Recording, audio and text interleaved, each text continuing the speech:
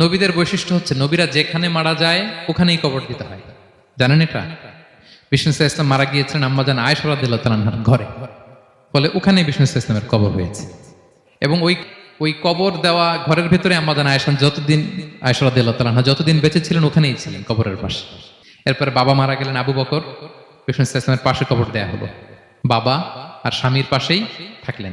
এরপর ওমরে ফারুক মারা গেলেন, ওনারও কবর দেয়া হলো। কিন্তু এখন তো আর বাবা আর স্বামীর সাথে পর্দা নাই, ওমরে ফারুকের সাথে তো পর্দা আছে, তো তখন তিনি ঘরটা হয়ে গেছে ছোট, তিনটা কবরে অনেক জায়গা স্পেস নিয়ে গেছে, এখন অল্প একটু জায়গা পর্দা টাঙাই দিলেন ওমরে ফারুকের সাথে পর্দা হিসেবে ছোট্ট একটা জায়গায় যতদিন বেঁচে ছিলেন ওখানটাতেই ছিলেন।